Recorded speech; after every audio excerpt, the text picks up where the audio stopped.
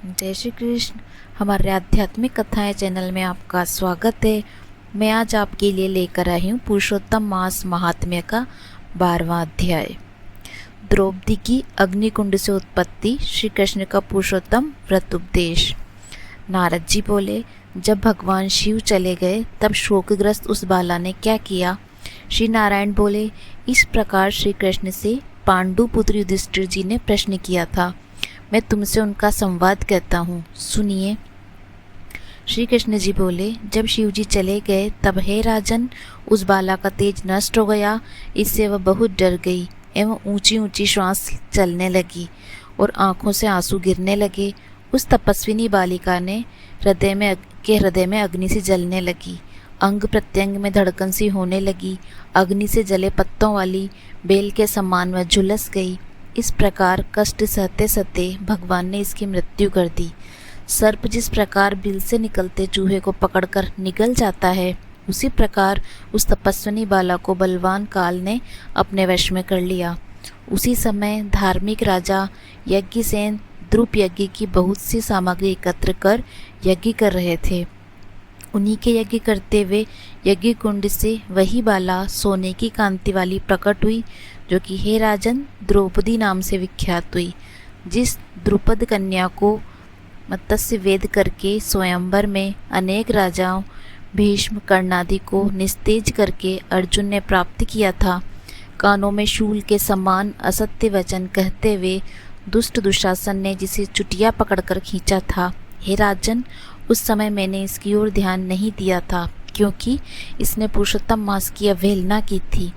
किंतु जब प्रेम से मुझे बार बार पुकारा, हे गोविंद, हे गोपीजन को आनंद देने वाले, हे दीनबंधु, दया के समुद्र, मैं इस दुष्ट दुशासन के हाथ में पड़ गई हूँ। हे प्रभु, क्या आपको यह नहीं मालूम?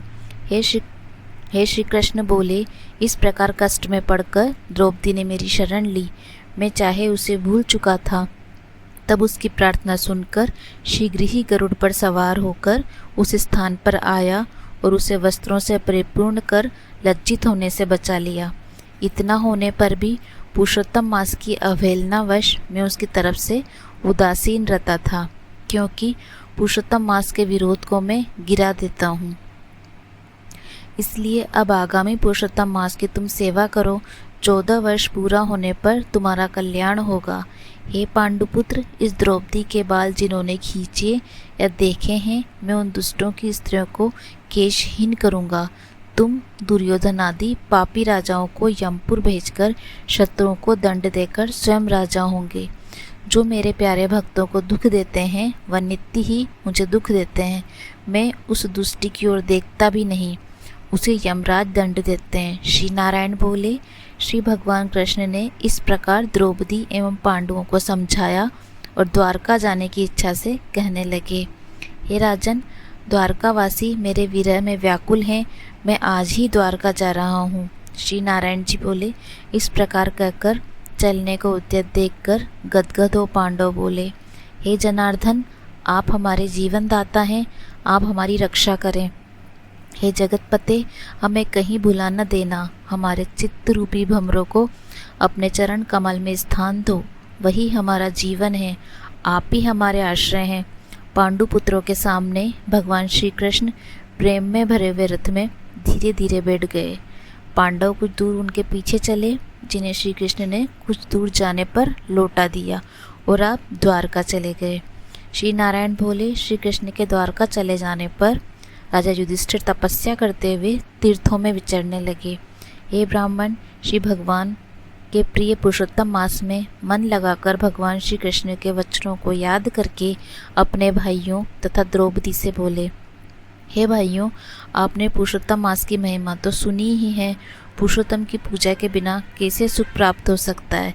जिस प्राणी ने पुरुषोत्तम पूजन किया, वही भारतवर्ष में धन्य है तथा श्रेष्ठ एवं पूज्य है। इस प्रकार पांडवों ने सब तीर्थों में घूमते हुए पुरुषोत्तम मास आने पर उसका व्रत और नियम पूर्वक किया।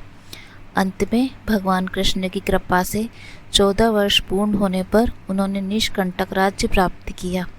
इससे प्रथम भी दृढ़धनवा सूर्यवंशी राजा पुरुषोत्तम मास के व्रत के प्रभाव से बड़ी सुख समृद्धि पुत्र पौत्रादि का अपूर्व सुख तथा अनेकों भोग भोग कर बड़े बड़े योगियों को दुर्लभ भगवान के लोक को प्राप्त हुआ। हे मुनि, इस मास का महात्म्य करोड़ों कल्प बीतने पर भी मुझ में कहने की सामर्थ्य नहीं। 12वां अध्याय समाप्त। अगर आपको हमारी ये कहानी पसंद आई तो लाइक एंड शेयर कीजिएगा एंड बेल आइकन का बटन अवश्य दबाइए। धन्यवाद।